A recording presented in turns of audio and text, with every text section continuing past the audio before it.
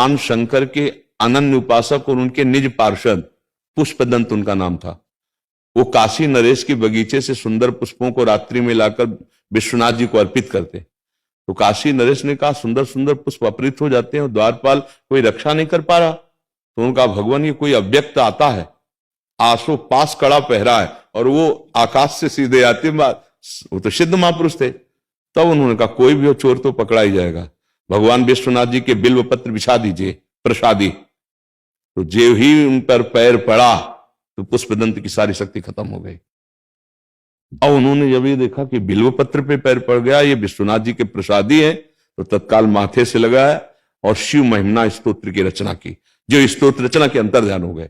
इस प्रसंग में जो इशारा निकल रहा है, भगवान के प्रसादी तुलसी दल, प्रसादी पुष्प और प्रसादी जो पत्र आदि हैं, वो हमारे जैसे बिल्व पत्र आदि हमारे पैर से छू जाए तो सारी शक्ति नष्ट हो जाएगी। अगर भगवान का स्वरूप, भगवान का नाम, भगवान का जो ये लीला विलास हो रहा है माया में, कैसे बताएं, कैसे कैसे प्रयोग, ऐसे ऐसे पाउस हैं जिस पे ऊपर लिखा हुआ है नाम और अंदर भरी हुई खैनी, और वो नाम जो हमारा प्राण है, हमारा जीवन है, ऐसे ऐसे नामों का जो अपराध बन रहा है। वो लोग समझते हैं कि हम इष्ट के नाम के बल से धनी हो जाएंगे।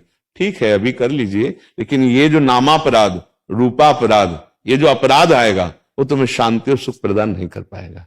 इसमें जो अपमान किया जा रहा है, ये बुद्धि का अपहरण नहीं कर देगा, ये भक्ति का क्षय नहीं कर देगा। तो ये समझ पर अपने नाम के प्रकाश के लिए हम भगवान के नाम की महिमा को भूल गए, अपना महिमा प्रकाशित करने के लिए अपने आचार्य और गुरु की महिमा भूल गए कि इनको हम पोस्टर में छपवा रहे हैं, 4 दिन बाद ये नीचे आ जाएंगे, फाड़कर लोग फेंक देंगे, या हम ब्याह उत्सव आदि के कार्डों में। तो अब ये बातें खुद समझनी होंगी। हम तो प्रार्थना ही कर सकते हैं या आप प्रार्थना कर सकते हैं, पर हमारी समाज को खुद समझना होगा कि इतना प्रेम नाम के प्रति और फिर उसका ऐसे अपमान, चाहे राम बोलो, कृष्ण बोलो, हरि बोलो, जो हम अपने हृदय में रखते हैं, जो हम सिंहासन पे विराजमान किए हैं, वही तो नाम है ना, वही तो रूप है ना। पर अब ये अपनी महिमा प्रकाशित करने कारण, मान लो हमने अपने गुरुदेव को बना दिया कि वो हमारे ऊपर प्रकाश कर रहे हैं ऐसे, और वो पोस्टर में हुआ, इसके बाद गुरुदेव 4 दिन बाद अगला पोस्टर लगा, फाड़ के नीचे फेंक दिया। जो हमारे जीवन धन है, प्राण धन है, जिनको हमने सिंहासन में विराजमान किया, हजारों पोस्टरों में वो छप गए, और वो ये समझ में नहीं आता लोगों की, क्योंकि सूक्ष्म बुद्धि भक्ति में नहीं लगी। हम जिनको सिंहासन में विराज, उनको कैसे छाप सकते हैं? ये हम कई बार प्रार्थना कर चुके हैं। जैसे लोग वस्त्रों में भी, ठीक है, यहां तक तो ठीक, लेकिन जब आप जहां लघु शंका करते हैं, जहां साधारण आप स्नान, वहीं बाथरूम में वही नाम वाला कपड़ा धोएंगे और वो सब बह के जाएगा। नहीं, ऐसा नहीं चाहिए। नाम की मर्यादा, नाम की रक्षा की जाए।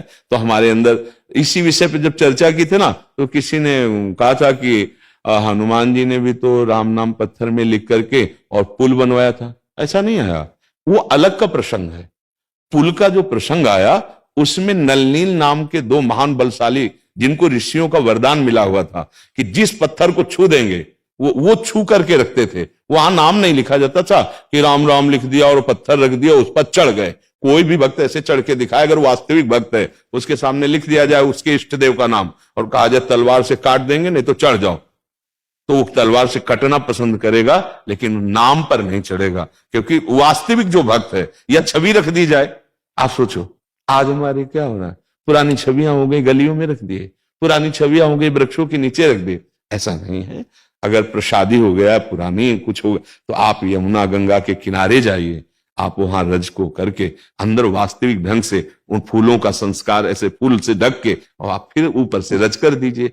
या अगर ऐसा कुछ पुष्प आदि है, कोई सरोवर, कोई पवित्र स्थान, ऐसे थोड़ी होता है कि भगवत प्रसादी या भगवत स्वरूपों का अपमान करने के लिए रोड के पहले सिंहासन में रख के भोग लगाते रहे, अब रोड के किनारे रख दिए। माना पीपल का वृक्ष है, माना कोई वृक्ष है, लेकिन वहां धूल पड़ रही है, वहां पशु भी, कुत्ता भी आकर लघु शंका कर जाएगा, वही तुम्हारे आराध्य देव, तुम्हारी बुद्धि ठीक है, भ्रष्ट हो जाएगी। तो इन सब बातों पर विवेकवान विचार करें, और संत जन, जो महापुरुष जन है, इन बातों को समझाएं, तभी समझ में आएगा। नहीं तो स्वार्थ में भरी बुद्धि में समझ में आती। मान लो आप परमार्थ के पति को, तो आपको इस बात की पीड़ा है। तो ये चर्चा कई बार हो चुकी है, पर आपके प्रश्न के अनुसार पुनः कर रहे हैं और सबसे प्रार्थना कर रहे हैं कि ये छोटा मोटा अपराध नहीं, ये नामापराध है, ये सेवा अपराध है, भगवत अपराध है, ये गुरु अपराध। अपने गुरु को कोई कौन अपराध करेगा, पर अपने गुरु की छवि जो हृदय में रखनी है, जो सिंहासन में रखनी, वही हम छपवा दिए हजारों रूपों में और वो गलियों में ऐसे,